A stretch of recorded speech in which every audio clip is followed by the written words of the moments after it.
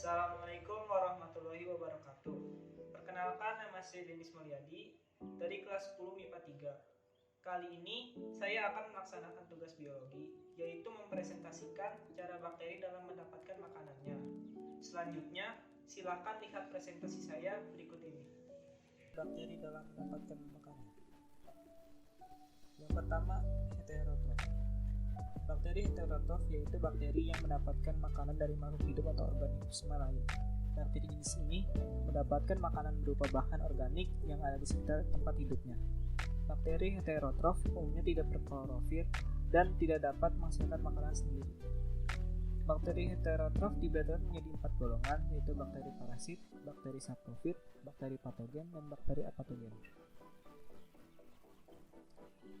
Bakteri parasit. Bakteri parasit adalah bakteri yang memperoleh makanan langsung dari organisme lain, atau dengan kata lain, kebutuhan makanannya diperoleh dari tubuh makhluk hidup lain yang ditumpanginya. Bakteri parasit dapat ditemukan pada tubuh manusia, hewan, maupun tumbuhan. Bakteri parasit ini dibedakan menjadi 4 jenis, yaitu 1. Bakteri fakulatif, artinya dapat hidup sebagai parasit atau bisa juga sebagai saprofit. Yang kedua, bakteri parasit obligat, artinya hanya mutlak hidup sebagai parasit. Yang ketiga, bakteri patogen, artinya menimbulkan penyakit pada organisme yang ditumpanginya. Yang keempat, bakteri apatogen, artinya tidak menimbulkan penyakit pada organisme yang ditumpanginya. Contohnya, bakteri heterotrof parasit antara lain Spirochaetaceae, parasit molluska, Treponemataceae, parasit pada vertebrata, Borrelia recurrentis, Borrelia burgdorferi, dan Borrelia novi. Lalu bakteri saprofit. Bakteri saprofit atau saproba adalah bakteri yang kebutuhan makanannya diperoleh dari sisa-sisa makhluk mati melalui proses perombakan bahan organik menjadi anorganik melalui fermentasi dan respirasi. Proses perombakan bahan organik yang mereka lakukan akan menghasilkan gas-gas seperti CO2, CH4, H2S, H2, N2, dan NH3, serta energi dan mineral-mineral. Contoh bakteri heterotrof antara lain Methanobacterium omelianski, Thiobacillus denitrificans, Escherichia coli, Clostridium sporangius, Desulfovirio desulfuricans, dan Methanobacterium ruminatum.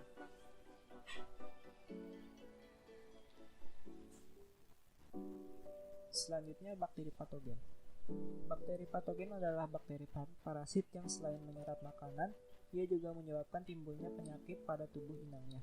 Contoh bakteri ini antara lain Mycobacterium leprae, Salmonella typhosa, Clostridium tetani, Yersinia pestis, Vibrio-coma, Mycobacterium tuberculosis, Treponema pallidum, Corynebacterium diphtheriae, Pseudomonas cattleyae, Neisseria meningitis, dan sebagainya. Selanjutnya, bakteri apatogen. Bakteri apatogen adalah bakteri parasit hanya menyerap makanan tapi tidak menyebabkan timbulnya penyakit pada inangnya. Contoh bakteri ini antara lain Escherichia coli yang hidup di usus besar manusia dan bakteri Streptomyces griseus yang berperan dalam pembuatan antibiotik streptomycin. Yang kedua, bakteri autotrof. Bakteri autotrof dapat menggunakan karbon organik atau karbon dioksida bebas CO2 sebagai sumber karbon. Bakteri jenis ini dapat membuat senyawa organik dari zat-zat anorganik, jadi dapat menyusun makanannya sendiri. Berdasarkan sumber energi yang dipergunakan untuk mensintesis senyawa organik, bakteri autotrof dibedakan menjadi dua, bakteri fotoautotrof dan chemoautotrof. Bakteri fotoautotrof. Bakteri fotoautotrof adalah bakteri yang membuat makanannya dengan bantuan energi yang berasal dari cahaya matahari. Bakteri ini adalah bakteri yang mengandung zat warna hijau sehingga dapat melakukan fotosintesis seperti tumbuhan hijau. Bakteri autotrof sering disebut juga bakteri fotosintetik. Contoh bakteri fotoautotrof adalah bakteri hijau yang memiliki pigmen hijau yang dinamakan bakteriofridin atau bakterioklorofil, dan bakteri ungu yang memiliki pigmen ungu, merah atau kuning disebut bakteriopurpurin. Selanjutnya, bakteri chemautotrof. Bakteri chemautotrof adalah bakteri yang membuat makanan dengan bantuan energi yang berasal dari reaksi-reaksi kimia. Misalnya proses oksidasi senyawa tertentu seperti senyawa nitrogen, belerang, besi, atau gas hidrogen. Dalam proses oksidasi ini, bakteri membutuhkan oksigen aerob.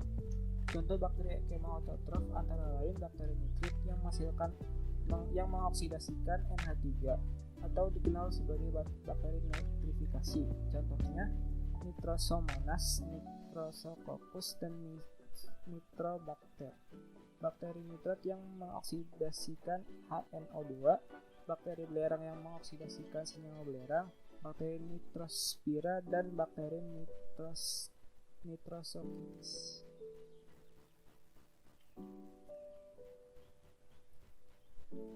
Berikut ini adalah bakteri-bakteri yang menguntungkan. Yang pertama pada bidang pertanian. Ada Rhizobium, kelompok bakteri yang berkemampuan sebagai penyedia hara bagi tanaman. Lalu Pasteura penetrans sebagai salah satu komponen pengendalian nematoda pada tanaman lada. Lalu ada pada bidang fermentasi makanan, yaitu Lactobacillus bulgaricus, itu bakteri yang berperan dalam fermentasi yogurt. Yang kedua ada Streptococcus lactis, yaitu bakteri yang berperan dalam pembuatan mentega. Lalu pada bidang kesehatan, yang pertama ada Streptomyces griseus, yaitu menghasilkan streptomycin, membunuh bakteri penyebab TBC. Yang kedua ada bakteri Penicillium yang berperan dalam menghasilkan antibiotik jenis penicillin. Berikut ini nama-nama bakteri dan penyakitnya. Pada manusia, yang pertama ada pneumonia yang disebabkan oleh bakteri Streptococcus pneumoniae. Yang kedua tifus disebabkan oleh Salmonella typhi. Yang kedua selanjutnya pada hewan. Yang pertama ada penyakit antraks pada sapi dan kerbau yang disebabkan oleh Bacillus anthracis. Yang kedua ada penyakit muka kerahang pada sapi yang disebabkan oleh bakteri Actinomyces bovis. Lalu pada tumbuhan, yang pertama ada busuk daun pada tanaman labu yang disebabkan oleh bakteri Erwinia trachyphylla. Yang kedua penyakit pada kapas yang disebabkan oleh bakteri Pseudomonas maluacearum. Selanjutnya ada ganggang hijau biru atau cyanobacteria. Berikut adalah ciri-cirinya. 1. Ada yang bersel tunggal, bersel banyak, dan ada juga yang hidup berkoloni. Pada umumnya filamen yang tersusun dari deretan sel, trikom, dan selubung. Yang kedua, selain klorofil dan karotenoid, ganggang hijau biru juga memiliki pigmen phycobilin yang menyebabkan warnanya menjadi hijau kebiruan. Ganggang hijau biru yang berupa filamen memiliki struktur berupa sel yang menebal di dalam filamennya yang dinamakan heterosista. Fungsi utama heterosista adalah mengubah nitrogen menjadi amonia melalui proses fiksasi nitrogen. Yang keempat, dinding sel mengandung peptida, hemiselulosa, dan selulosa. Kadang-kadang berlebihan. Kelima, inti sel tidak memiliki membran prokarion. Contoh dari ganggang hijau biru adalah yang pertama ada Anabainacicidae, yang kedua ada Anabanana azola, yang ketiga ada Spirulina maxima dimanfaatkan sebagai sumber makanan berprotein tinggi yang disebut protein sel tunggal (PST). Lalu peranan ganggang hijau biru, yang pertama sebagai penyedia oksigen bagi perairan, yang kedua sebagai penyedia bahan pangan bagi makhluk hidup di air,